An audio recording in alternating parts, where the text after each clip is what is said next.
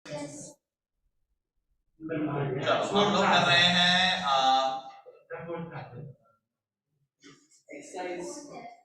Straight line, इसकी आज third class है और हमने सेक्शन 22 तक शायद कर लिया था, 23 तक कर लिया था। चलो होमवर्क में क्या था? डू योरसेल्फ था 11 बस 11। चलो कोई डाउट इसमें? 11 सेकंड पार्ट डू योरसेल्फ 11। मैंने बताया था कि फैमिली ऑफ लाइंस और ये बाइसेक्टर दोनों ही काफी इंपॉर्टेंट टॉपिक है और मुश्किल नहीं है, सिर्फ समझने वाला और एक बार अच्छा समझाने वाला चाहिए। मोस्टली फॉर्मूला बेस्ड चीजें हैं, मोस्टली बच्चे इससे डरते हैं तो करके नहीं आते। ये अच्छा टॉपिक है और लोगों से आगे निकलने के लिए। का सेकंड क्वेश्चन कह रहा है equations of the line which pass through point of intersection of the lines this and this and is equally inclined to the coordinate axis। तो पहली बात तो equation of lines passing through intersection of two lines क्या होता है? ये family of lines है, directly formula based. अगर दो लाइन L1 और L2 है तो इसका क्या इक्वेशन होती है? श्रेया, दो लाइन L1 और L2 है, इनके इंटरसेक्शन देने वाली लाइन की इक्वेशन क्या होती है?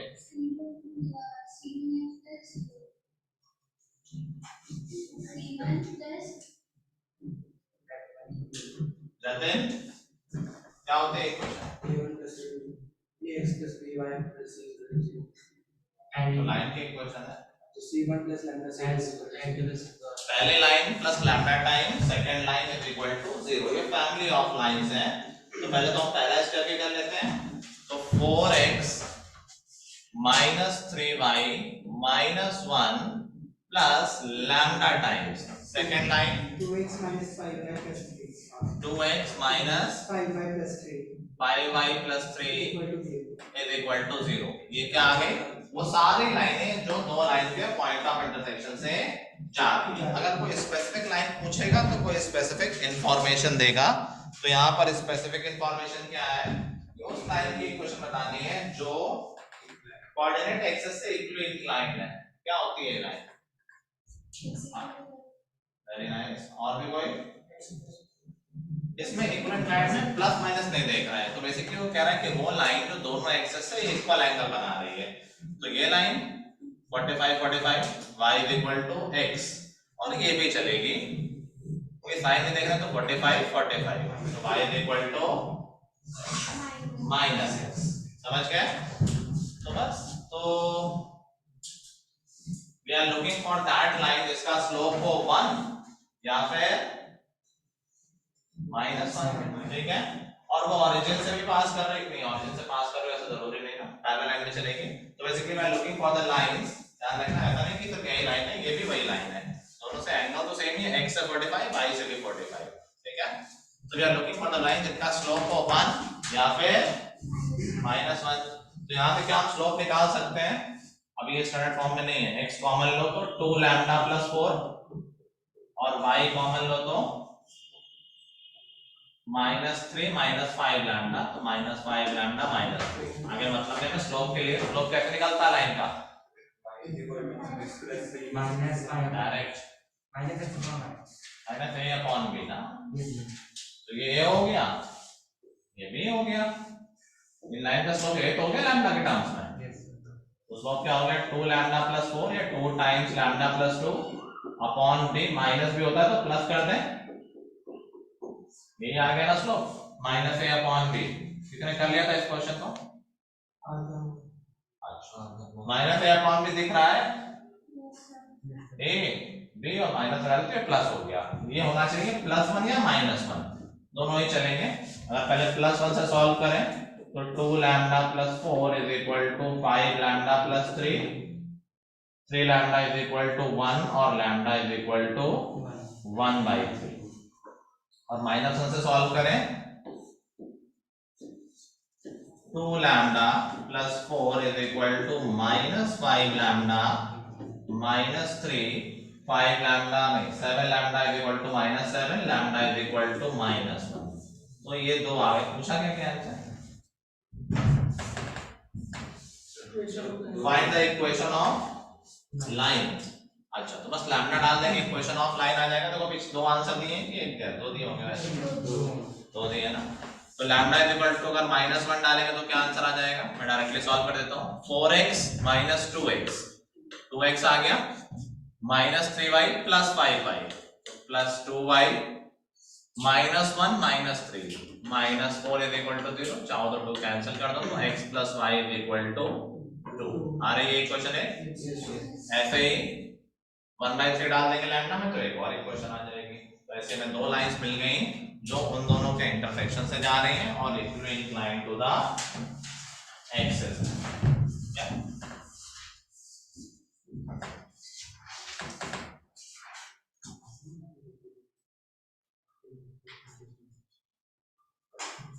वैसे एक और मेथड भी है जो कि बेसिक मेथड है।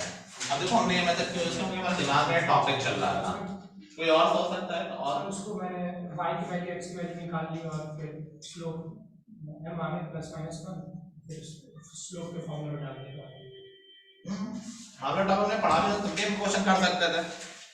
कोई लिख रहा है इसको नॉर्मली कैसे कर सकते हैं कि हमें ऑलरेडी पता है, पहले तो ये इन्फॉर्मेशन होनी चाहिए कि वो लाइन जो दोनों एक्सिस से इक्वली इंक्लाइंड है उसका स्लोप 1 या -1। तो हमें स्लोप ऑलरेडी पता है, मान लो 1 वाला निकालना है तो इक्वेशन क्या हो गई, y = mx + c। और हमें पता है कि पॉइंट उन दोनों के इंटरसेक्शन से जा रहा है, इंटरसेक्शन पॉइंट निकाल लो उन दोनों का। निकाला किसी ने 1, 1, बस 1, 1 डाल देंगे, वही तो अलग आ रहा है आंसर। 1, है पक्का, तो मैच नहीं कर रहा ना। 1, 1 डालो तो c 0 आ जाएगा, तो एक आंसर y = x आ गया। हाँ सर वो आ जाएगा x + x = y आ जाएगा उससे। वो आंसर नहीं है ना। ठीक है किसी को बताया बस। अच्छा अच्छा अच्छा ठीक है। 1, 1 डाला तो c 0 मिल गया, तो एक आंसर क्या मिल गया, y = x।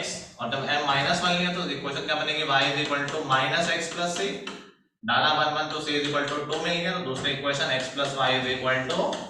ठीक है, ये डिफरेंस है इस टॉपिक को, इस कोऑर्डिनेट को समझने में और फॉर्मूले पे बेस्ड होने में। जो फॉर्मूला रट के गया उसको वही दिखाने की बिल्कुल जरूरत नहीं थी उसकी। अभी सेंस उसी टॉपिक में है तो मैंने ऐसे शुरुआत कर दी थी, बट कोई सेंस नहीं है इस तरह के सॉल्यूशन का इन जनरल अगर तुम्हारे सामने क्वेश्चन आ रहा है तो हमेशा नॉर्मली सोचना है और फिर आगे बढ़ना है। तो हमने जैसा ही सोचा कि इक्वली इंक्लाइंड है, स्लोप मिल गया है, एक इन्फॉर्मेशन दे रखी है, इंटरसेक्शन जा रहा बात ही खत्म। ठीक है, तुरंत हो भी जाएगा, 1 मिनट भी नहीं लगेगा। ये बात दिमाग में रखना, इक्वली इंक्लाइंड। ठीक है, चलो अगला डाउट।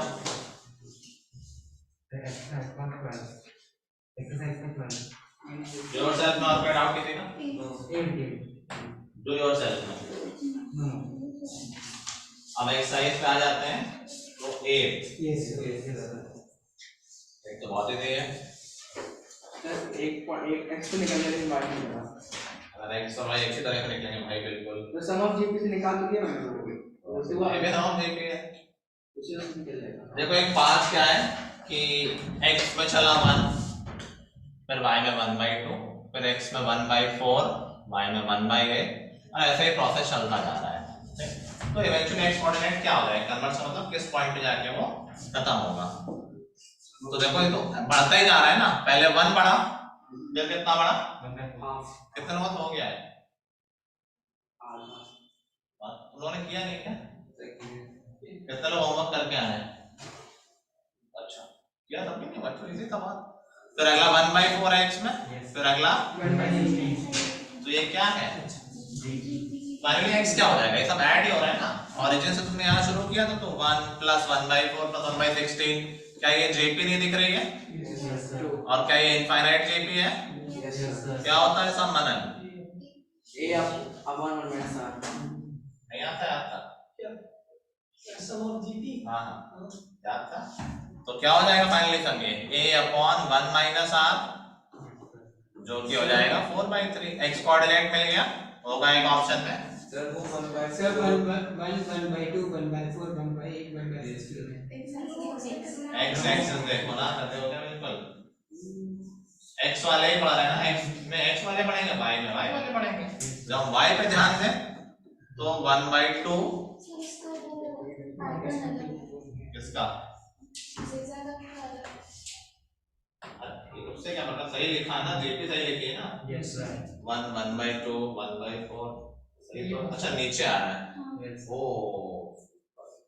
y में क्या है कि एक बार ऊपर जा रहा है और एक बार नीचे जा रहा है, तो जेपी कैसे बनेगी? पहला है 1/2, फिर अगला है -1/8। इससे क्या है वैसे कॉन्सेप्चुअली कोई फर्क नहीं पड़ा। +1/32 -1/128 सो ऑन।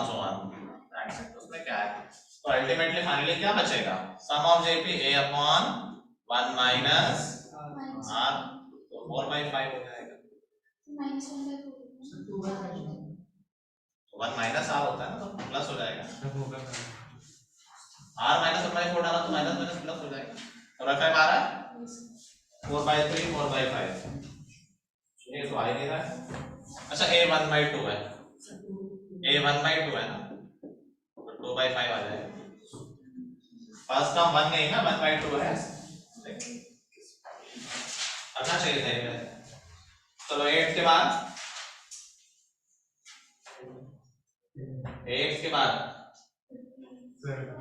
12 से पहले लिखेगा 11 से पहले लिखेगा 11 क्या रहा है? एक ट्रायंगल है जिसमें a क्या था, क्या है? A1,10 सर्कमसेंटर दे रखा है, ऑर्थो सेंटर दे रखा है, तो mid point of side opposite to a, BC का मिड पॉइंट पूछा है। तो देखो सर्कमसेंटर, ऑर्थो सेंटर, सेंट्रोइड में वैसे एक रिलेशन भी है, और यहाँ सेंट्रोइड की कोई बात अभी हुई नहीं है। कह रहा है कि a जो है वो है 1,10,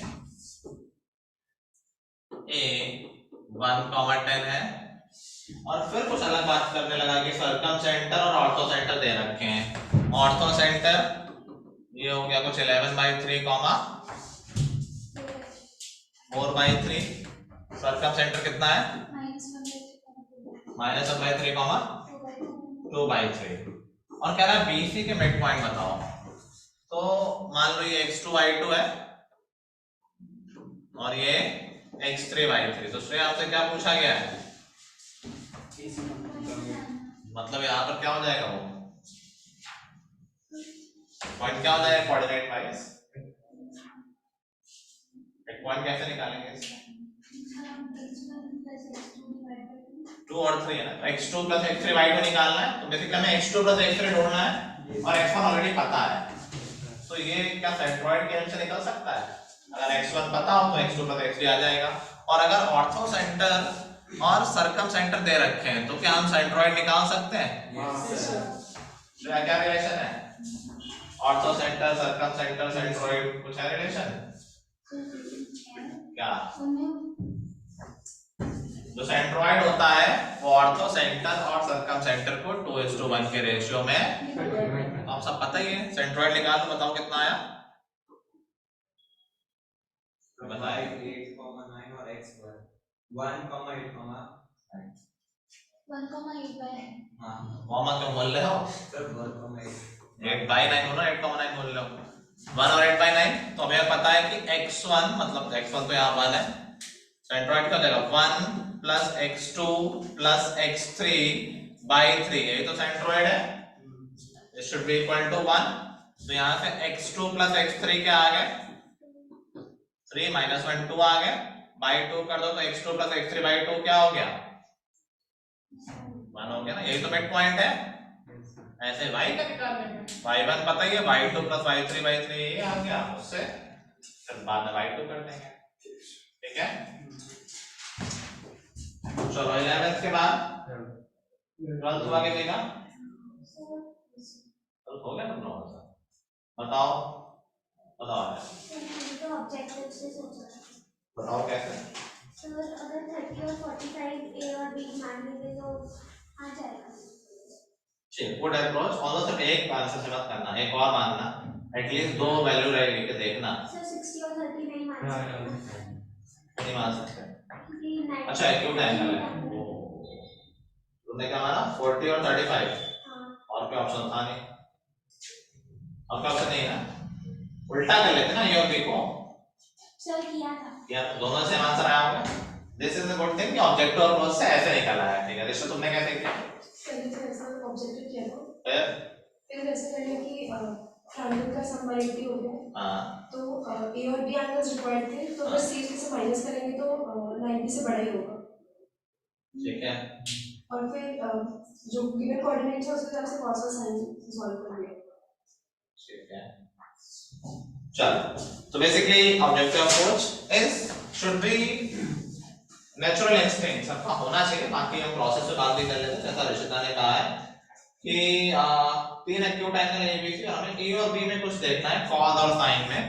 तो अगर हम सिर्फ ए और बी की बात करें तो हमें ये पता ही है कि जो a प्लस बी है प्लस सी, ये है 180, तो a प्लस बी क्या हो जाएगा 180 माइनस, और ये बता रखा है कि ये ABC जो है वो कैसा ट्रायंगल है, acute angle triangle. That means ये C 90 से छोटा है, दैट मींस ये a प्लस बी 90 से बड़ा होगा ना। Yes sir. 180 में 90 से छोटा सब्ट्रैक्ट करो, 90 से बड़ा बचेगा, क्योंकि हमें साइन और कॉस का रिलेशन चेक करना है और 90 से रिलेशन आराम से आ जाता है। तो अगर हम बोले कि a इज इक्वल टू क्या हो जाएगा, a जो है वो हम बोल रहे हैं a जो है वो 90 माइनस b से बड़ा होगा। Yes sir. अगर हम दोनों तरफ साइन ले लें, देखो ये हमेशा अलाउड नहीं है। अभी क्यों अलाउड हुआ पता है?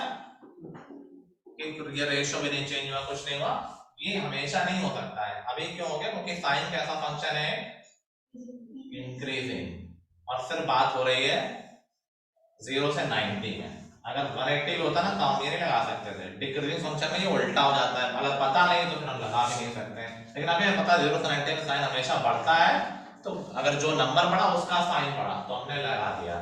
समझ गए बात? तो जो साइन है वो साइन 90 माइनस b से बड़ा है, दैट मींस साइन ए बड़ा है cos b से। ठीक है, तो ये एक रिलेशन आ गया साइन ए और cos b में। ऐसे हमें रिलेशन निकालना है साइन b और cos a में। सेम लॉजिक, a को उधर ले जाओ, यहाँ भी यहाँ a, यहाँ भी यहाँ a, तो आ जाएगा साइन b जो है वो cos a से बड़ा होगा। ठीक, हम चेक कर लेते हैं।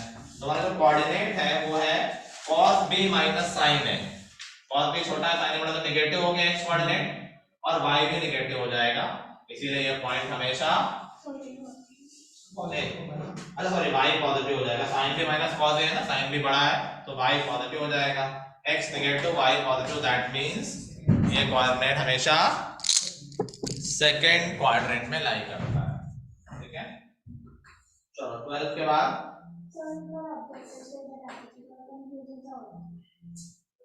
मैंने तो बताया मैं ऑब्जेक्टिव b को रख लिया 45 और a को रख लिया 30, तो cos 45 1/√2 माइनस 1/2, √2 बड़ा है या 2 बड़ा, तो 1/√2 बड़ा है 1/2, 1/√2 बड़ा, तो ये पॉजिटिव है नेगेटिव, पॉजिटिव, क्योंकि हमेशा पॉजिटिव होगा। ये हमने क्या लिया है, क्या लिया था हमने, b45 और a30, तो ये तो नेगेटिव आना चाहिए था ना, b45 और a30, हमारा आंसर सेकंड क्वाड्रेंट है ना, cos b माइनस साइन है ना, b45 और a30। अच्छा नहीं ले सकते, नहीं ले सकते, एक्यूट एंगल ट्रायंगल है ना, बट तीसरा ज्यादा हो जाएगा, 105 से 60 लेना पड़ेगा, ये ले सकते हैं। ठीक, तो क्या था, cos b माइनस साइन है, cos 60 1/2, नहीं cos b माइनस साइन है ना, तो cos 45 1/√2 माइनस साइन √3/2, ये तो तुम्हें टेबल में पता ही है, √3/2 साइन में तो ज्यादा ही होता है ना, तो ये नेगेटिव आ गया, दूसरा चेक करोगे पॉजिटिव आ जाएगा। ठीक है, अगला डाउट किसमें, तो फर्स्ट भी था ना उसमें, लगा और कोई एंगल बनेगा भी नहीं ना, मतलब एक्सचेंज कर लेना, a को 45 और b को 60, दोनों से सेम आ रहा हो तो समझ जाना। हाँ क्या बोला अगला, 19 उससे पहले किसी का डाउट? 15 से पहले किसी का डाउट? 16 कह रहा है कि let A this B this are vertices of triangle. Sorry, 15. Px y moves are that sum of the distances from P to the coordinate axis equal to the distance of P from 1, 1. मतलब at least आधा तो होना चाहिए। तो किसका हो गया है? आधा तो कर ही लिया बस बस हुआ कि नहीं हुआ? यस सर हो गया? बताओ कैसे किया? इसमें सर लोकस लिया h1 के उसके बाद मैंने सर उसका मैंने PA को PA से सर मैंने डिस्टेंस फॉर्मूला यूज किया उसका सॉल्विंग करके क्या सॉल्व नहीं कर? सर उसका मैंने लिखा हुआ है यस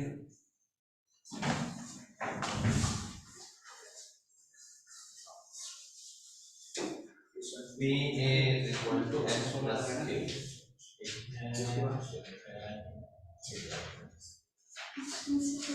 चलो तो बेसिकली आपको आई होप ये सब छोटे छोटे नहीं बताने कि अगर कोऑर्डिनेट एक्सिस से डिस्टेंस का मतलब क्या है, किसी पॉइंट की x कोऑर्डिनेट से डिस्टेंस क्या होती है? y कोऑर्डिनेट, और y कोऑर्डिनेट y एक्सिस से डिस्टेंस। तो कह रहा कोई पॉइंट है उसके जो कोऑर्डिनेट एक्सिस से डिस्टेंस का सम है, तो x से डिस्टेंस a हो गई और y से h हो गई। तो ये जो डिस्टेंस है ये इक्वल है 1, 1 से डिस्टेंस के h - 1 स्क्वायर k - 1 स्क्वायर। बस अब कैलकुलेशन कर लेंगे। h square plus k square plus 2hk is equal to h - 1 square plus k - 1 square. h square k स्क्वायर कैंसिल हो जाएगा, 2hk is equal to -2h - 2k plus 2। अब अगर हम ऑप्शन देखेंगे तो हम ऑप्शन में देखेंगे थोड़ा फैक्टराइज फॉर्म में, थोड़ा सोचना पड़ेगा हमें। 2 तो सबसे कैंसिल हो जाएगा, बचेगा h plus k plus hk is equal to 2 1 2 से डिवाइड भी कर दिया है ना। फिर हम देखेंगे दोनों में अगर हम h को कॉमन ले तो क्या बचा? k प्लस 1, और अगर यहाँ भी k प्लस 1 आ गया तो बात बन जाएगी, तो एक प्लस 1 दोनों तरफ कर दो तो ये आ गया k प्लस 1 फैक्टराइज हो गया। k प्लस 1 कॉमन ले लो दोनों से, k plus 1 h plus 1 is equal to x plus 1 y plus 1 is equal to 2। Option D. मतलब मैं उम्मीद ही कर रहा हूँ कि सबने ये कर दिया होगा। यस यस हो सकता है फैक्टराइजेशन में कोई फंस गया हो। वो लास्ट में प्लस हाँ कोई बात नहीं, तो छोटी सी चीज है। तो तुम उल्टा कर लेते, अंदर मल्टीप्लाई करके देख लेते, ऑप्शन मल्टीप्लाई कर लेते यार, मैच कर लेता, फैक्टराइज नहीं हो रहा है। समझे? चलो 15 के बाद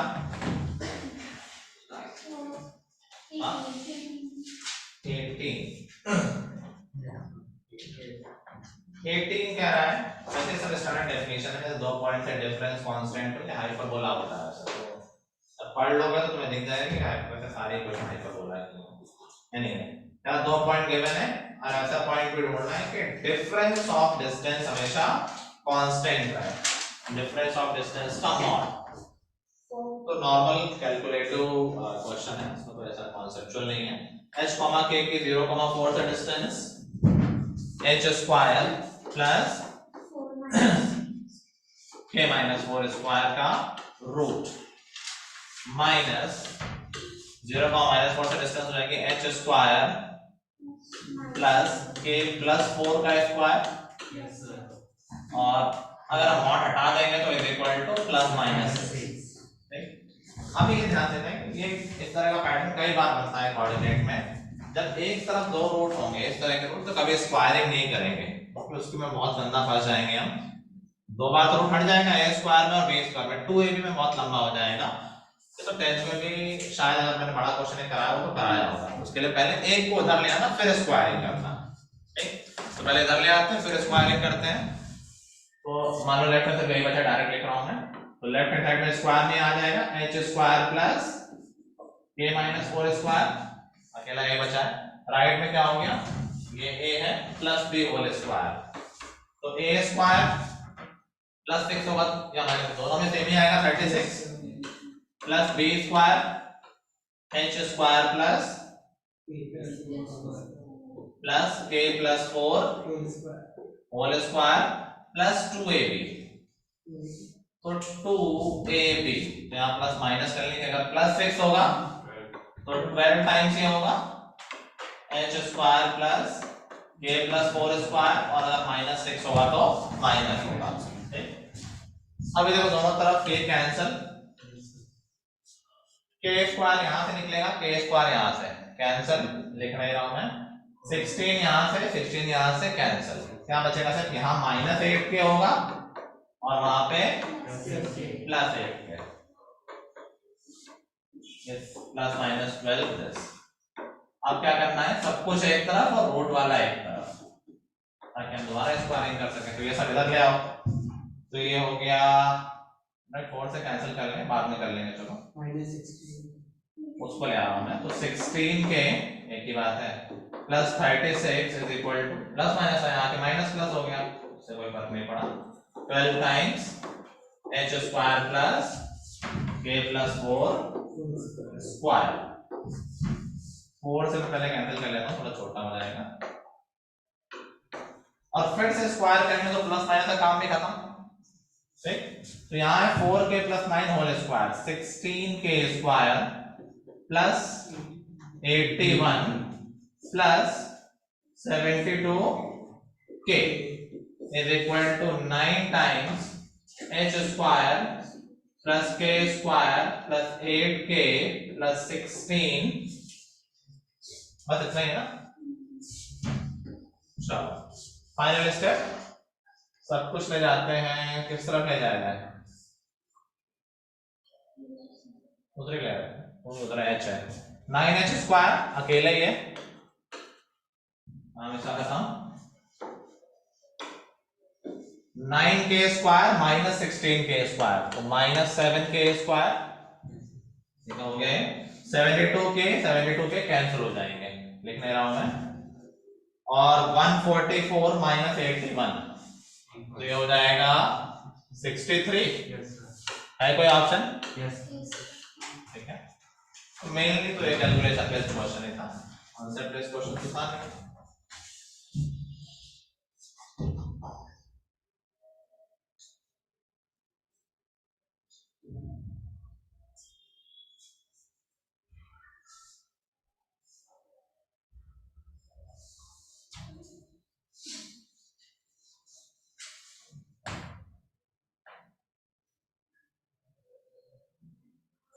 वैसे जब हम पूरा कोऑर्डिनेट पढ़ लेंगे तो मैंने बताया ना कि डेफिनेशन है हाइपरबोला की, हाइपरबोला में कुछ पढ़ा नहीं, तो मैं बता देता हूँ ऊपर से कि अगर दो पॉइंट से डिस्टेंस का डिफरेंस कांस्टेंट होता है वो कर्व हाइपरबोला होता है। जैसे सर्कल में क्या होता है, फिक्स पॉइंट से डिस्टेंस कांस्टेंट, ऐसे ही अगर दो पॉइंट से डिस्टेंस का डिफरेंस कांस्टेंट है जो कि इस क्वेश्चन में है, तो वहां पर बनता है हाइपरबोला। अगर हमने वो पढ़ लिया होता तो हम डायरेक्ट हाइपरबोला की इक्वेशन ये देख के बता देते, ए और बी को देख के, तो फिर हमें ये सब नहीं करना पड़ता डिस्टेंस वगैरह। धन्यवाद। हाइपरबोला की इक्वेशन लिखते हो, मैच कर लेते किससे मैच कर रही है, होता है x square by a square minus y square by b square, मतलब 63 उधर ले जाओ, डिवाइड कर दो तो उस तरह से बन जाएगा। एनीवे मतलब उस केस में बड़ा क्वेश्चन नहीं रह जाएगा, ठीक है। चलो आते हैं 18 के बाद आपको बेस में बोलना था 19 का line passes through this and it cuts the triangle of area 9 square units from the first quadrant, sum of all possible values of slope। इसे हुआ चाहिए था, कैसे क्या प्रियांश? एक्स इंटरसेप्ट का बाय इंटरसेप्ट निकाल लिया किसका? सिर्फ ट्रायंगल का, जो ट्रायंगल जो बन रहा है कैसे निकाल लिया सर, वो इक्वेशन ऑफ लाइन से। हाँ इक्वेशन ऑफ लाइन तो बनाना है m = y - 2 upon x - 2, तो मैं mx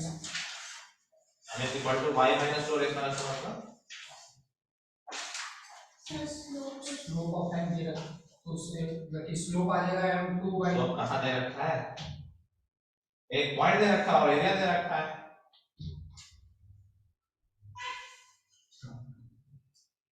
जो पॉइंट दे रखा है वही तो स्लोप हो जाएगा ना, पॉइंट से स्लोप कैसा है, क्या बोल रहे हो? 2 पॉइंट से स्लोप आता है, 1 पॉइंट से स्लोप कैसा है? फर्स्ट क्वाड्रेंट से ट्रायंगल बनेगा। हाँ ट्रांसफर है हाँ, तो वही तो स्लोप होता है सर। क्या स्लोप होता है?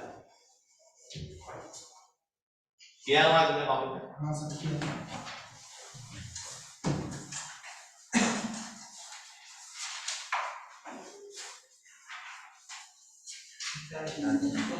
तो 7 ये क्या है? एक पॉइंट को स्लोप बोलता है ये।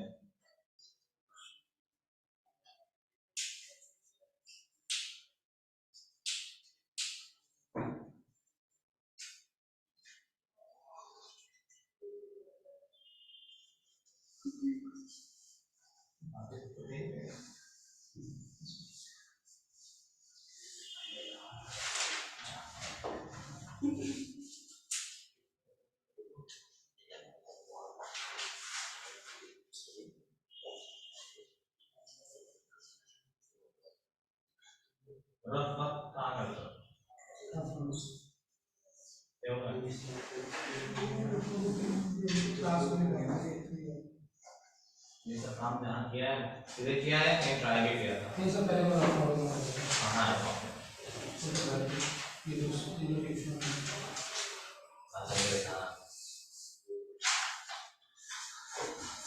क्लास के बाद चलो। हाँ तो प्रयास जो बता रहा था उसके सारे स्टेप बाद वाले ठीक थे, शुरुआत में बस नहीं बोल पा रहा था। क्या राइट क्वेश्चन सबको समझ में आ गया? किसी और से हुआ? क्या राइट लाइन है, ये जा रही है 2,2 से और फर्स्ट क्वाड्रेंट में ट्रायंगल बना रही है। ये रहा फर्स्ट क्वाड्रेंट, ये है 2,2। ठीक है। जनरली किसी भी क्वेश्चन में अगर एक पॉइंट दिया तो एक क्वेश्चन तुरंत लिख लिया करो। एक क्वेश्चन हमने लिखी हुई है, लिख सकते हैं एक क्वेश्चन हम। स्लोप नहीं पता बट स्लोप को एम लिख देना। Point slope form yes sir. ये हमेशा क्या करो, अगर पॉइंट पता है तुरंत इक्वेशन लिख दी साइड में, शायद जरूरत पड़े। क्या इक्वेशन हो जाएगी? y माइनस y1 is equal to m। Equation मिल गई लाइन क्या में mx minus y minus 2m plus 2 is equal to 0। ठीक। अब इस ट्रायंगल का एरिया दे रखा है। क्या है इस ट्रायंगल का एरिया? 9 दे रखा है। क्या हम ये लेंथ निकाल सकते हैं?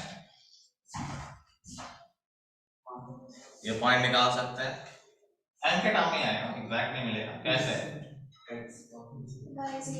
y0 रख दो, इस लाइन का x इंटरसेप्ट तो है, y को 0 रख दो, क्या आ जाएगा? y0 रखो, क्या आ जाएगा? x is equal to 2m minus 2 upon m। जो x कोऑर्डिनेट वही लेंथ हो गई और हाइट क्या हो जाएगी? ये पॉइंट कैसे निकलेगा? x को 0 रख दो, x 0 रख दोगे तो y इज इक्वल टू आ जाएगा minus 2m plus 2, minus 2m plus 2। चलो ये आ जाएगा। बेसिकली यही लेंथ हो गई है, बस एरिया गिवन है। तो एरिया क्या हो जाएगा? हाफ बेस 2 में कॉमन ले लेना, m minus m by m into height. यहाँ पे 2 कॉमन ले लेना, माइनस 2 तो बचा m माइनस 1। ठीक है। यानी यही किसके इक्वल है? 9 के। बस यहाँ से क्वाड्रेटिक बन के सॉल्व कर लेंगे। क्रॉस कर देते हैं 9m माइनस 9m करते हैं, ये माइनस भी इधर क्रॉस कर दिया और ये बन गया 2 टाइम्स m माइनस 1 स्क्वायर, तो 2m square plus 2 minus 4m। Simple से क्वाड्रेटिक आ जाएगा। इनफैक्ट सॉल्व भी नहीं करना है इसको, क्योंकि सम ऑफ ऑल द वैल्यूज पूछ रहा है। मतलब क्या पूछ रहा है हमसे? सम ऑफ रूट्स क्या हो जाएगा? माइनस 5/2 होगा। एक ऑप्शन आएगा, पहला ऑप्शन है। ठीक है। 19 के बाद कोई डाउट? सर 21 ऐसे किया कि सर डायगोनल अगर परपेंडिकुलर होंगे तो या तो रोमस होगा या तो स्क्वायर होगा। But square is also rhombus, तो ज्यादा अच्छा आंसर क्या है? रोमस रोमस तो होगा ही होगा, तो गारंटीड है वो, स्क्वायर गारंटीड नहीं है, तो मोर एप्रोप्रिएट आंसर रोमस होगा। बट ये सबको आ गया था ना, कुछ करना है तो उसको देखा, दोनों का स्लोप m1 m2 -1 है। Yes sir. तो ये परपेंडिकुलर है। किस क्वाड्रिलेटरल में परपेंडिकुलर, किस पॉलीगोनोग्राम में परपेंडिकुलर होते हैं? 20 तक दिया गया था। Yes sir. ठीक है, चलो आखिरी सेक्शन देख लेते हैं, बट उसके पहले एक बार जरा रिवाइज कर लेंगे। एंगल बाइसेक्टर के इक्वेशन आता है, एंगल बाइसेक्टर के इक्वेशन, एंगल बाइसेक्टर। हाँ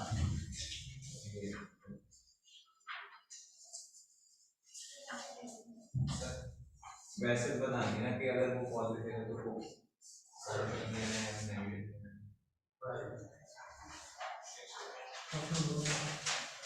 जो भी मैं बता दूं और आप ही क्या कर रहे हो? बस क्यों कर रहे हो? खुला तो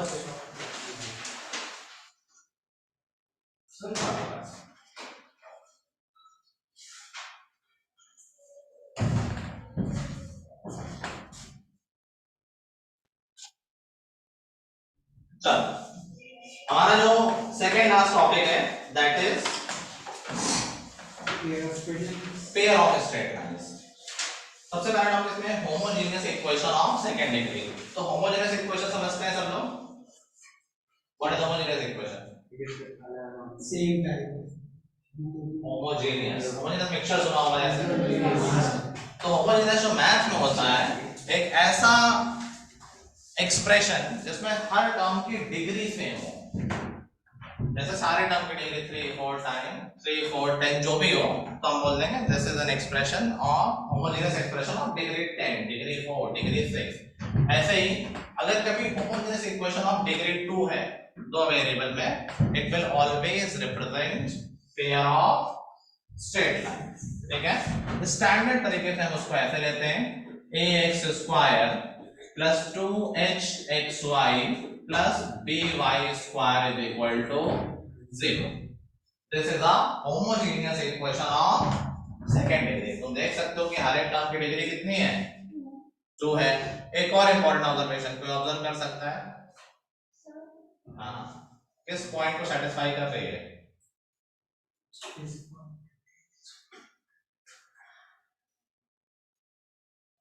देखिए तो पॉइंट सोचना होता है।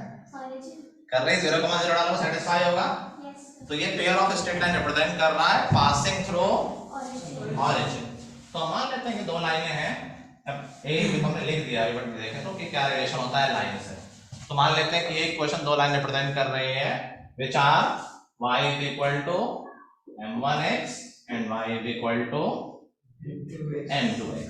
ठीक है, उल्टा भी सोच सकते थे कि देखो दो लाइनें अगर ऑरिजिन से जा रही हैं, ये इक्वेशन हो गई, इनको अगर मल्टीप्लाई कर दोगे तो कंबाइंड इक्वेशन बन जाएगी, तो वो एक होमोजेनियस इक्वेशन ही तो बनेगी।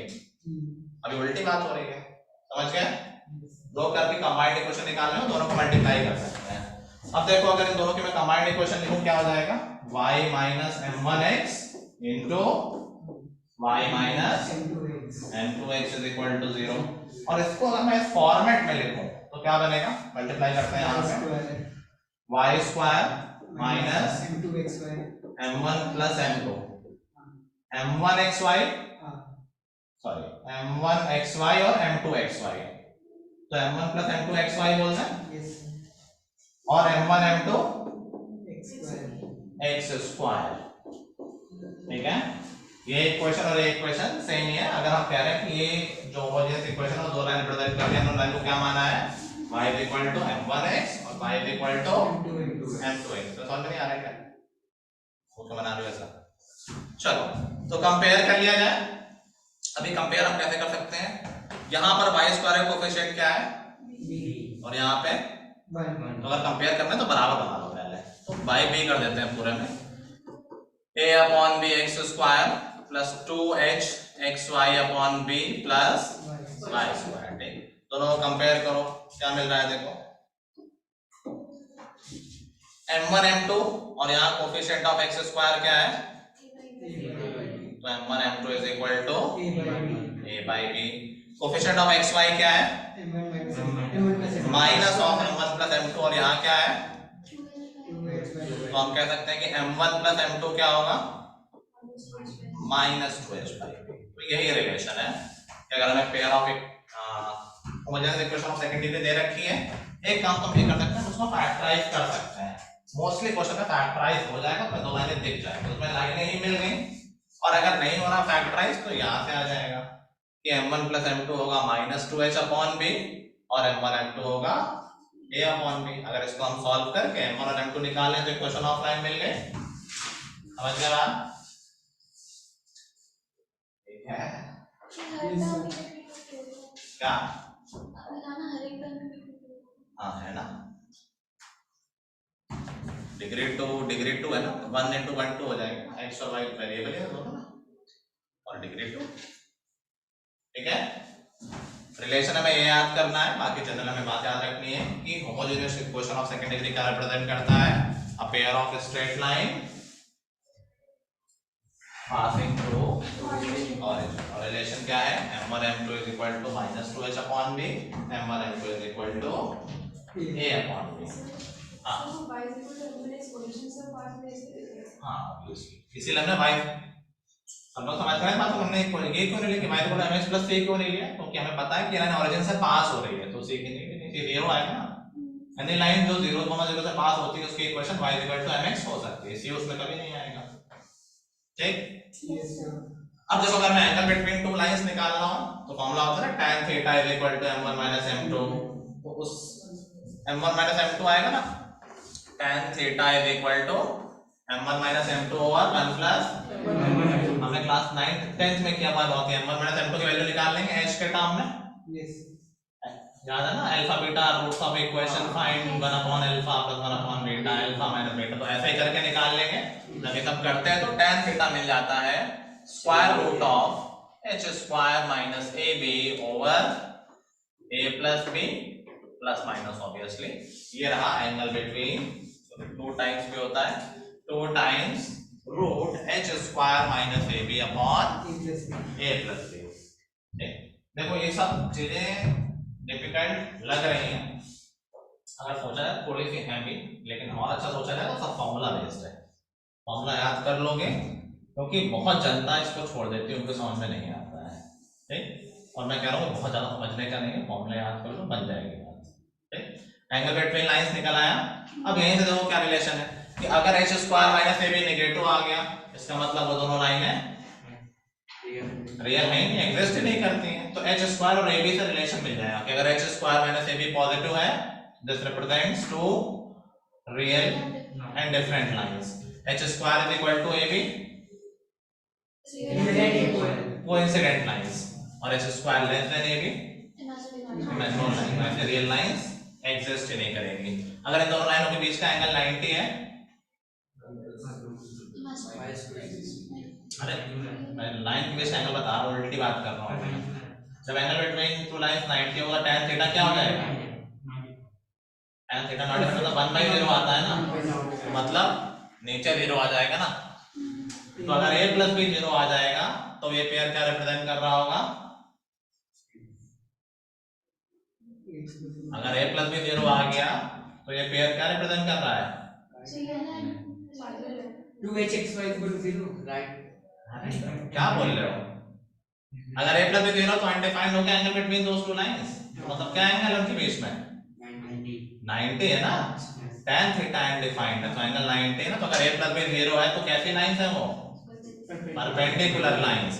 ये सब क्यों बातें हो रही है, तुम्हें कुछ करना नहीं, देख के बताना है सब, तुम्हें ये दिया है ना क्वेश्चन, ये सब नहीं दिया है कुछ, तुमसे पूछ रहे थे कि बताओ ये कैसे लाइन रिप्रेजेंट करना है, तो निकालने नहीं लाइन, ये निकालना है h स्क्वायर और ab, बस 10 सेकंड का काम है।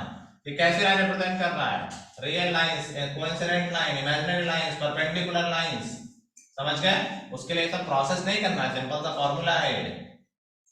ठीक है, देखो ऑब्जर्वेशंस, ये सब प्रूविंग लिखी हुई जो मैंने ऑलरेडी कराई है, तो प्रूविंग की जरूरत नहीं है, क्या आपको पूछना है, जैसे देखो फॉर्मूले पे आओ, तो देखो tan थीटा लास्ट में क्या दिखा रहा है, plus minus 2 times h square minus ab upon a plus b, और फिर ऑब्जर्वेशंस है कि real and different h square minus ab अगर पॉजिटिव है, रियल एंड कोइंसिडेंट अगर h स्क्वायर और ab इक्वल है, इमेजिनरी अगर h square less than A B. Second type of observation क्या है कि राइट एंगल में कब होंगी, अगर a प्लस बी 0 है, देखते ही बता देना है। मान लो लाइन है 2x square plus 6xy minus 2y square, a plus B 0, x और y कोफिशिएंट अगर ऑपोजिट इन साइन है, इक्वल और ऑपोजिट इन साइन, तुरंत बोल देंगे राइट एंगल। कोइंसिडेंट ऑलरेडी हम बात कर चुके हैं। थर्ड ऑब्जर्वेशन वेरी इंपॉर्टेंट कि equally inclined to axis. Equally inclined to axis का मतलब अभी बात हुई थी आज ही। इक्वली इंक्लाइंड टू एक्सिस मतलब स्लोप क्या होगा, 1 और -1। तो अगर तुम स्लोप को 1 और जैसे 1 ले लोगे तो जो रिजल्ट आएगा h इज इक्वल टू 0 आ जाएगा। h इज इक्वल टू अगर 0 ले लो तो you will find slope 1 or -1. So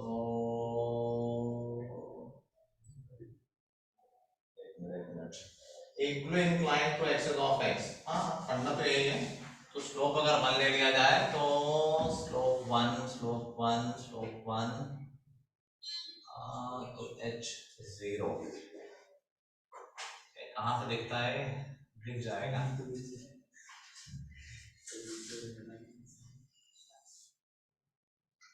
अच्छा दो लाइनें हैं ना, तो अगर इक्विवेलेंट लाइन कोइंसिडेंट लाइन की बात नहीं हो रही, दैट मींस एक का स्लोप होगा 1 और एक का slope -1, that means sum of slopes 0, मतलब m1 + m2 0, 2h upon b 0, मतलब h इज इक्वल टू 0।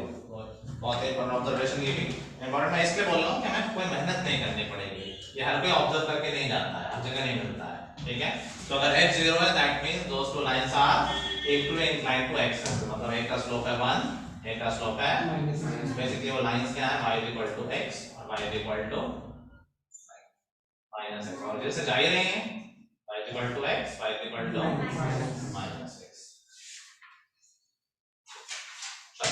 आगे बोल रहा है कि homogeneous equation of second degree always represent a pair of straight line, यहां बात कर चुके हैं।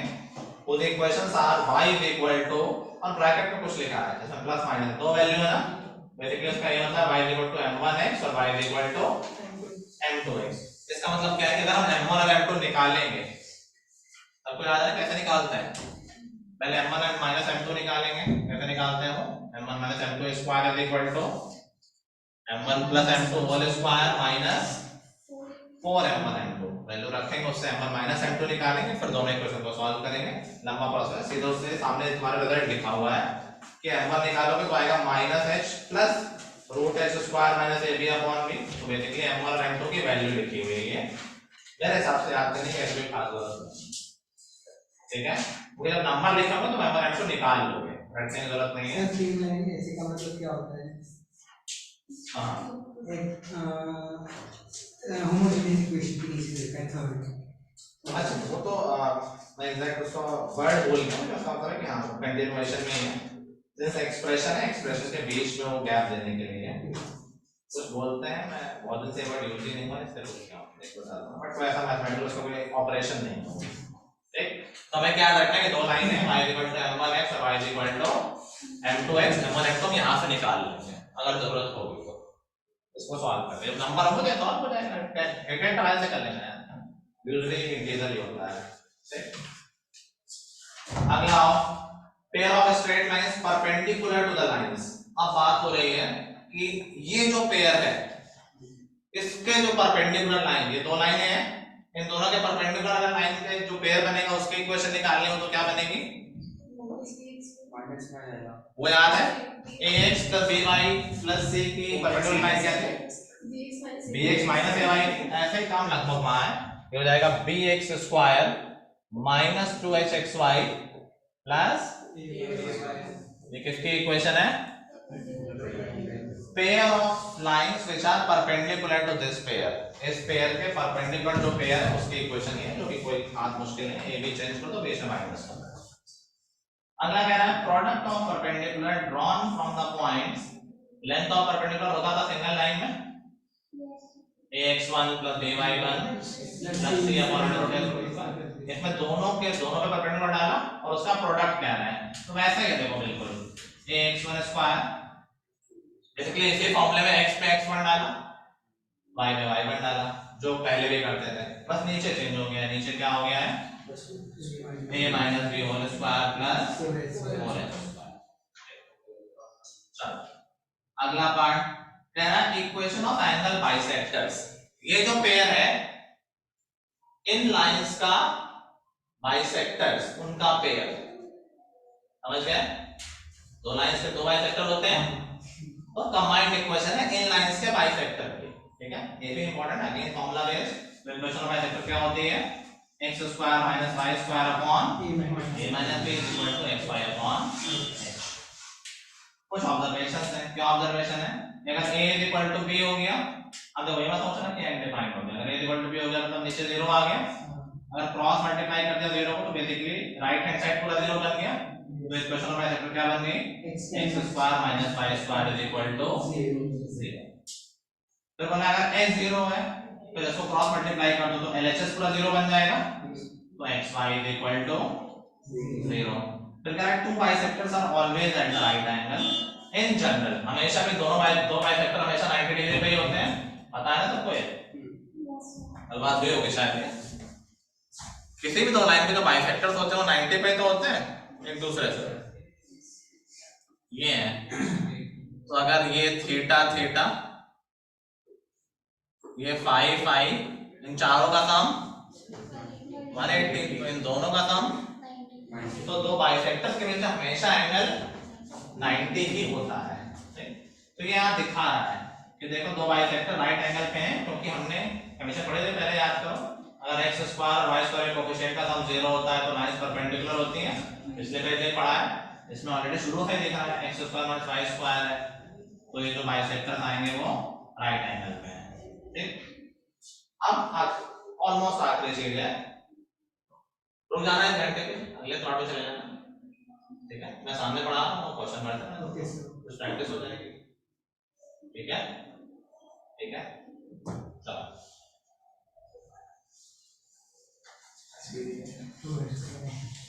चलो नीचे बोला नहीं क्या ये बैच नहीं जाएगा तो क्या सब छूटे तो क्या बैच करना जे वाले नहीं जाएंगे। हाँ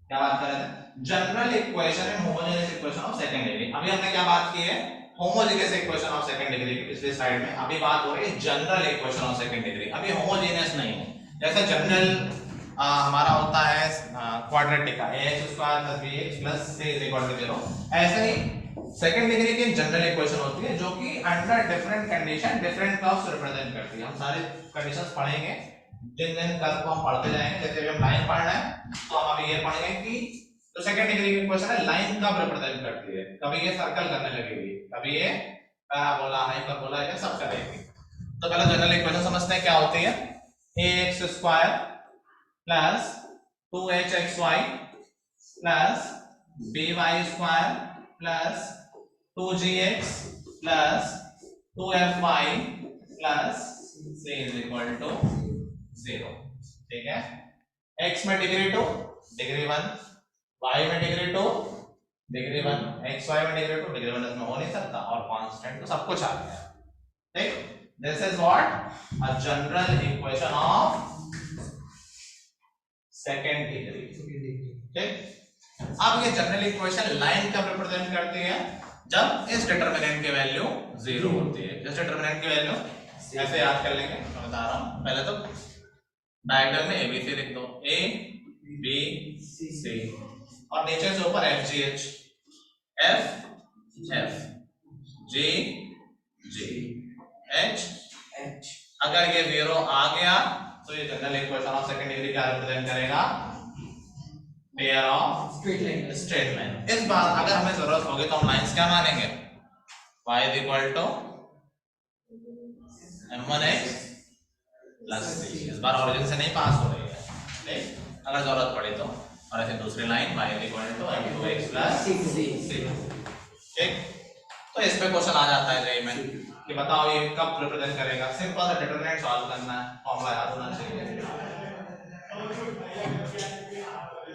अच्छी बात, इन दोनों लाइंस के बीच का जो एंगल होता है पिछले जैसा फॉर्मूला है, same formula, tan theta is equal to 2 times root h square minus ab upon यहाँ पर नया कुछ नहीं आप करना है।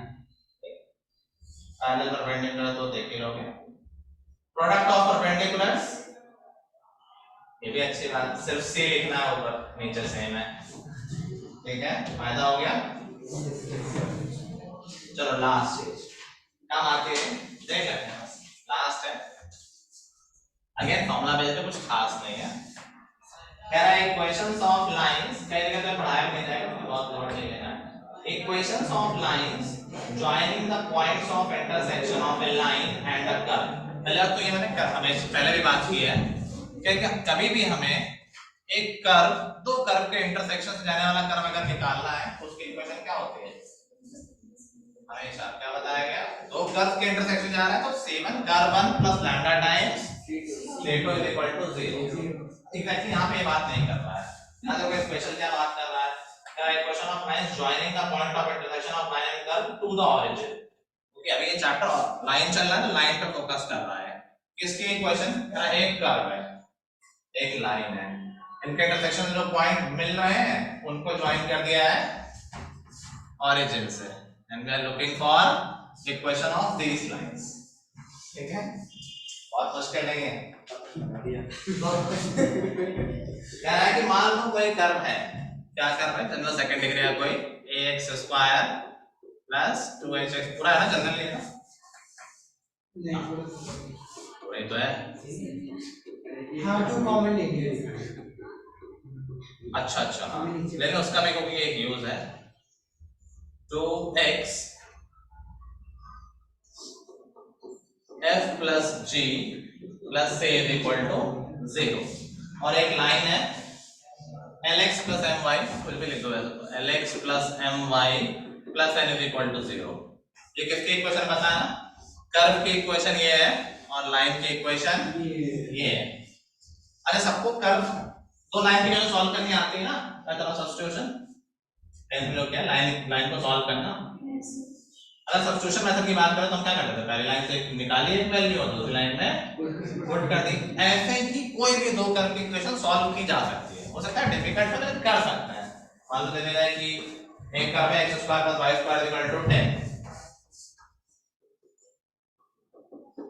और एक कर्व है 2x minus y equal to 5, तो मेथड वही है, क्या करो y की वैल्यू निकालो इसमें रख दो, तो सॉल्व कर पाएंगे नहीं कर पाएंगे अलग बात है, प्रोसेस वही है। ठीक है, तो अगर हमें इन दोनों को सॉल्व करना हो तभी तो ये दोनों पॉइंट मिलेंगे, तो अगर हमें इन दोनों को सॉल्व करना हो तो क्या करना होगा, सब्स्टिट्यूशन कर सकते हैं, मानते हो? Yes sir. बताओ सॉल्व कर सकते हैं, ठीक है। अच्छा अगर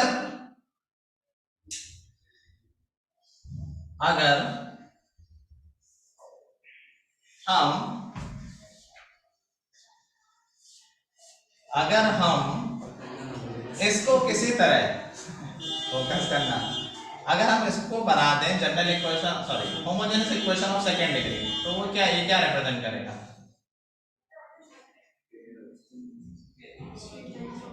पेयर ऑफ स्ट्रेट लाइन तो ओरिजिन, और अगर इसकी हेल्प से बनाएंगे तो f वन लाइंस को बताएगा जो इनके इंटरसेक्शन में जा रही हैं, ये नहीं जाएगा हाँ समझ गए। अगर मैं इनके थ्रू बनाऊं होमोजेनियस तो उन लाइंस को ओरिजिन से जा रही है और इनके इंटरसेक्शन जा रही है, तो क्या इन दोनों लाइन की इक्वेशन ही दे देगा। तो मेरा पर्पस क्या है कि इसको यूज करके इसको बनाना होमोजेनियस, जो कि मुश्किल काम नहीं है। सुनना है एक बार, ये तो है इंटीग्रेटिव, ये तो है इंटीग्रेटिव, ये तो है इंटीग्रेटिव, यहाँ देखा था बस ये डिग्री वाला है, इसको इंटीग्रेटिव कैसे बनाया जाए, x मल्टीप्लाई करके इक्वेशन चेंज नहीं हो जाएगी,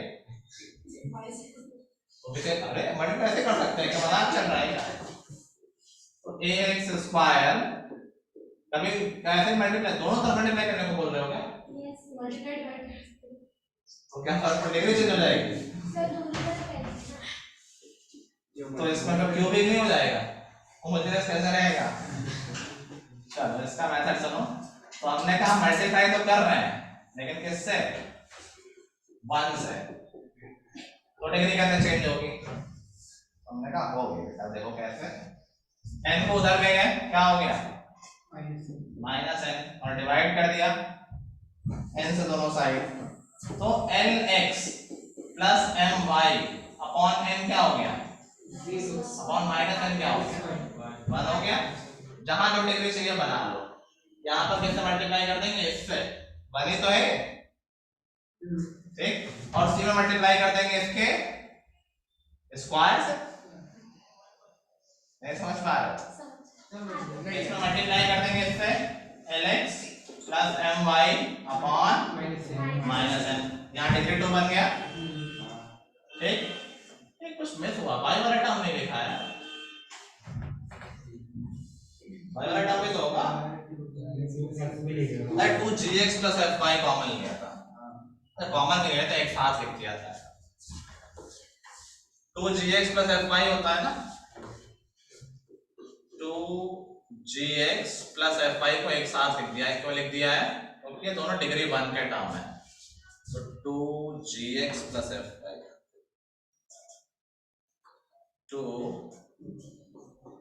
2gx प्लस fy, इसमें मल्टीप्लाई कर दिया, इससे करना नहीं है बैठ के, जब मल्टीप्लाई करोगे तो डिग्री 2 निकलेगा नहीं निकलेगा, इसको मल्टीप्लाई सारे डिग्री 2 निकलेंगे और c अकेला रह गया, तो c में किससे मल्टीप्लाई कर देंगे, lx plus my upon minus n का, तो यहाँ भी सब कुछ निकलेगा डिग्री 2। अब जो इक्वेशन बनेगी वो इक्वेशन क्या रिप्रेजेंट कर रही है, एक homogeneous equation of degree 2, homogeneous degree 2, जहां जो रिप्रेजेंट करेगी pure of straight line passing through. तो अब जो बना है वो इन दोनों लाइन की इक्वेशन है। अब क्वेश्चन क्या हो सकता है कि एक कर्व है और ये लाइन है, इनका जो इंटरसेक्शन है वो ओरिजिन पे क्या एंगल सबटेंड कर रहा है, 90% तो क्वेश्चन समझ नहीं पाएंगे, वो ये एंगल पूछ रहा है, ये तो कह रहा है जो ये सेक्शन है वो ओरिजिन पे क्या एंगल सबटेंड कर रहा है, ये एंगल पूछ रहा है। तुम ये निकाल चुके हो होमोजेनियस इक्वेशन, बेसिकली तुम्हें क्या निकालना है, angle between these two lines, कैसे निकलेगा, tan थीटा इज इक्वल टू direct formula 2 times root h square minus ab upon a plus b, समझ में आई बात। तो जब क्वेश्चन अगर इसका आएगा तो डायरेक्ट फार्मूला पे आएगा, इतना कुछ नहीं करना होगा, ठीक है 32 करा दें, इसकी कॉम्प्लिकेटेड क्वेश्चन करा दें। हाँ अभी मैं आऊंगा तो तुमको बता दूं क्या करना है, तुम लोग ऐसा करो तब तक इलस्ट्रेशन 31 देखो, इंपॉर्टेंट और अच्छा, और इलस्ट्रेशन 32 तो शायद नहीं कर पाओगे, लेकिन ऐसा करना डू योरसेल्फ 13 का फर्स्ट पार्ट करना, ठीक, इसमें ये सब करना है, लेकिन सिंस ए बी एच नहीं है तो इतना मुश्किल है, इतना यहाँ से दिख रहा है। इलस्ट्रेशन 30 सॉरी डू योरसेल्फ 13 खोलो, फर्स्ट पार्ट देखो, कह रहा find the angle subtended at the origin by the intercept made by the curve and the line, समझ रहे, ये एंगल पूछा है, यस सर, तुम्हें क्या करना है, पहले होमोजेनियस इक्वेशन बनानी है, कैसे बनाओगे, वही lx 1 क्या बनेगा, 2x माइनस y अपॉन 3 1 हो जाएगा, ठीक है, तो उसको मल्टीप्लाई कर देना 3x से और 6y से, और 18 में इसके स्क्वायर से मल्टीप्लाई कर देना, सबको एडजस्ट करना, तो एक होमोजेनियस इक्वेशन बन जाएगी, और फिर एंगल बिटवीन लाइंस निकाल देना, ठीक है, आंसर निकलेगा तो बहुत मजा आएगा देखना में। और बस इलस्ट्रेशन 31 देखो, तब तक मैं आता हूं इनको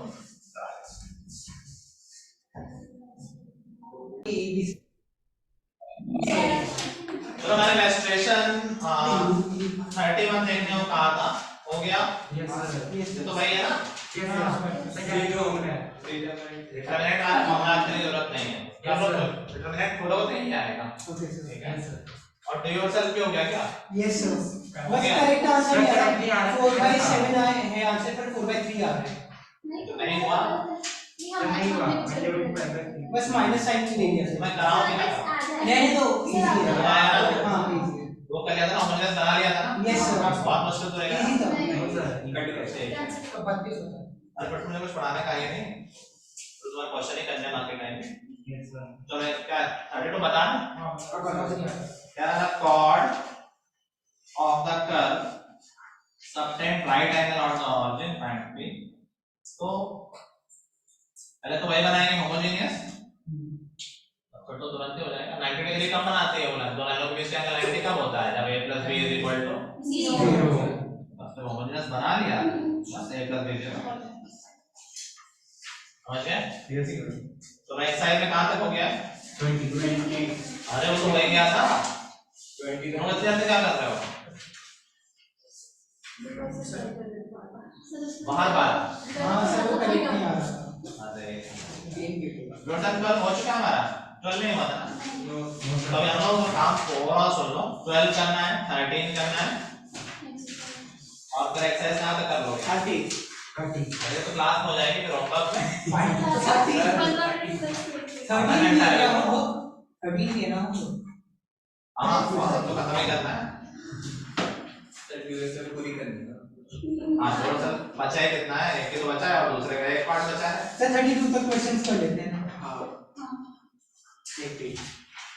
चलो 32 तक कर लेते हैं बाकी सेक्शन को जैसे नहीं आओगे थोड़ा ज़्यादा रुक जाएंगे करो तुम्हें तो सर एग्जाम है मंडे हाँ मंडे एग्जाम बहुत अच्छे आया आराम से सर मंडे का टेस्ट डे है मैथ्स का मैथ्स इंग्लिश में फिजिक्स कोई गैप ही नहीं है गैप तो चाहिए मैथ्स को पढ़ना नहीं है तो बात तो है लिमिट्स लिमिट्स नहीं आता तो संडे को पढ़ा दो पढ़ा तो सर हमारा भी स्कूल में वही चल रहा है चलो देखेंगे कल तो क्लास है परसों आओगे टेस्ट मानो मत रो यार अभी क्वेश्चन करो हो सकता है मेरे पास टाइम है तो वहां पे कुछ पूछ लेंगे डिस्कस भी कर लेंगे टेस्ट शाम को अपने से क्लास में कराने का करना है रिजल्ट कल देख लो जैसे पहला पार्ट बोल रहा है कि x² - 5xy प्लस 4y² 0 हमें पता है कि ये पेयर ऑफ स्ट्रेट लाइन है अगर हमें लाइन निकालनी है एक तरीका तो m1 m2 वाला है बट एक तरीका पहले देखो और फैक्टराइज हो रहा हो तो सीधे सीधे इक्वेशन ही मिल जाएंगे देख रहा है डेल्टा में स्प्लिट टाइप से 1 और 4 दो नंबर प्रोडक्ट 4 हो सम 5 हो तो क्या हो जाएगा x² - 4xy xy plus x common लिया x - 4y minus y common लिया x माइनस मिल गए दो लाइंस देख रहे हैं दो lines yes sir x minus y x minus क्या है दो lines x is equal to y और x is equal to 4y ठीक अब इसी में अगला क्वेश्चन जो जनरल इक्वेशन का हो मैं इसको कर नहीं रहा हूं मैं तो बस मेथड बता रहा हूं इलस्ट्रेशन मैंने देखा था इसका इलस्ट्रेशन कर देता हूं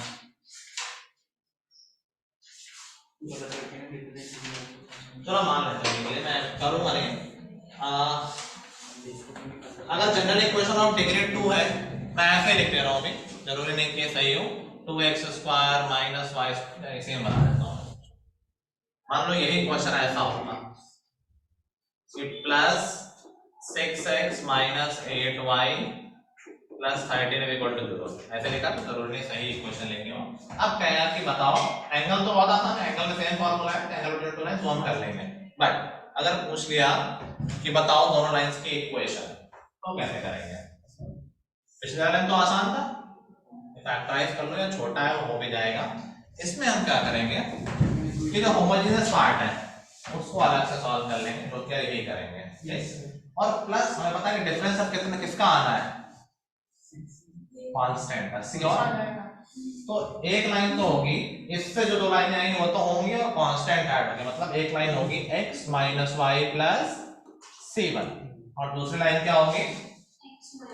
x - 4y plus c2 is equal to ये पूरा ठीक अब अगर हम इन दोनों को मल्टीप्लाई करेंगे और दोनों तरफ कंपेयर कर देंगे तो क्या c1 और c2 मिल सकता है तो पूरा मल्टीप्लाई नहीं करना हमें सिर्फ दो ही चीजों चाहिए c1 और c2 के लिए दो इनफॉर्मेशन चाहिए तो सिर्फ कांस्टेंट मल्टीप्लाई करना c1 c2 किसके इक्वल होना चाहिए 13 के ठीक और कुछ एक और कर लेना कि मान लो सिर्फ हम कोएफिशिएंट ऑफ x चेक कर लें तो कोएफिशिएंट ऑफ x क्या मिलेगा c2x c1x c1 plus c2 मिला यहां पे कोएफिशिएंट ऑफ x मिल गए दो इक्वेशन समझ गए मान लो किसी को लीनियर सॉल्व करनी है तो y का चेक कर लेना कोएफिशिएंट ऑफ y क्या मिलेगा -c2 - 4c1 that is equal to -8 c1 c2 मिल गए दोनों लाइन मिल गए ठीक पूरा मल्टीप्लाई नहीं करना वो बहुत अननेसेसरी है और कोई उसका यूज नहीं ठीक चलो जल्दी निकल गया टाइम तो फाइनल में डोर सेल पूरे करने हैं और होमवर्क में 32 तक करना है। Okay sir. ठीक है, चलो मिलेंगे अगली क्लास में।